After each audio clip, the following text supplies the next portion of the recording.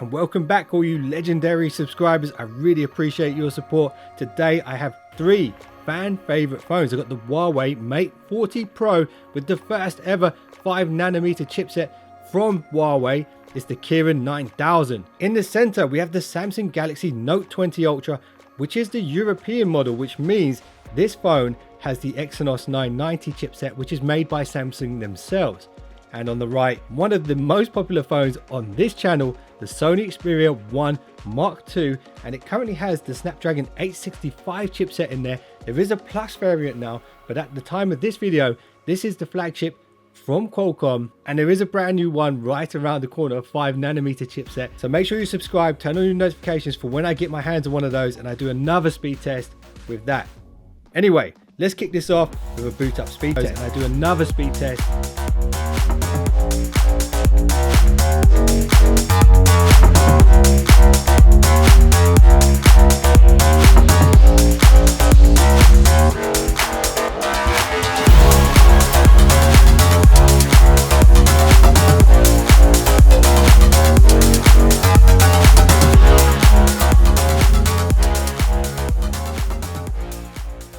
Alright, so this is how we're going to do this test. First, I'm going to run this 3D mark, and I'm going to use the wildlife video test, which is a way of benchmarking the graphical performance of the devices using the Vulkan API, which is essentially a graphics rendering package on the devices. And the reason I'm using 3D Mark is because I can get Antutu benchmark to run on the Huawei. And the great thing about 3D Mark is I can also keep tabs on the battery usage and the temperatures of the devices before and after these tests.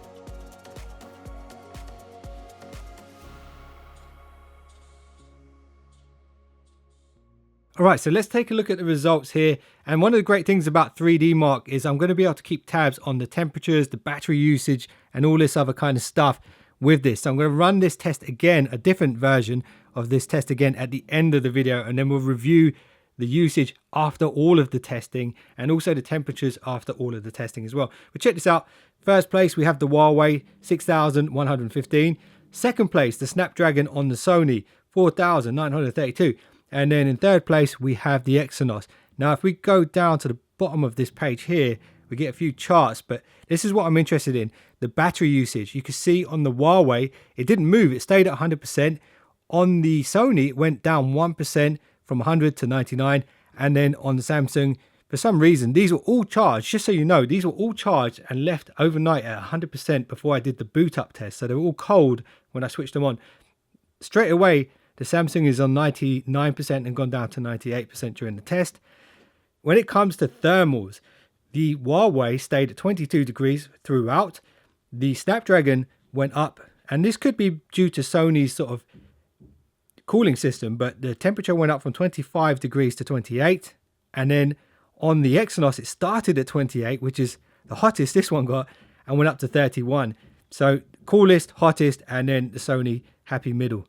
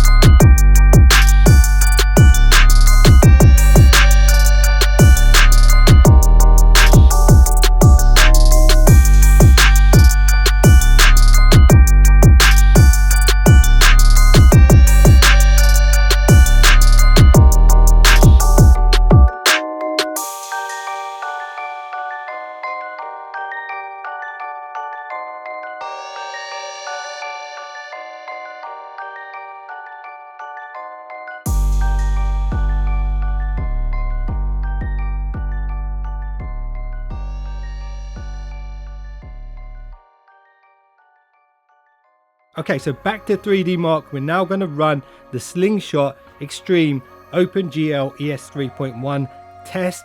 And you might be wondering, what the hell is that? Well, the first test was the Vulkan API. This is a different API. It's a cross-platform API. Basically, a software that designers can use to build their apps upon. So check out the results here. And this is funny because I ran this at the end of opening all of those gaming apps and day-to-day apps. And these are the results we got. So the Sony actually wins here with the highest score, 7,086, followed by the Huawei in second place, not far behind, 6,471, and then the Exynos comes in last place. Now let's have a look down at the bottom of this table here, and you can see the sort of performances. There's a lot of graphs and stuff. I do suggest you guys check this app out because it's really cool, but check this out. So the clock speed actually ranged from 0.9 gigahertz to 2.1 on the Huawei, 0.5 to 2.2 on the Samsung, and then 0.7 to 2.2 on the Sony. But what I'm really interested in is the overall battery usage during this entire test. And the Huawei is crazy because it's only lost 1% battery during this entire video. That is insane. And the Samsung has actually gone down to 93%. At the beginning of the video, if you remember, it was 99, so we lost 6%. On the Sony, we started with 100 and it's down to 95, which means we lost 5%. So first place, second place, third when it comes to battery usage. Now let's look at the temperatures. So at the end of all of these tests, we've gone up to 31 degrees here on the Huawei.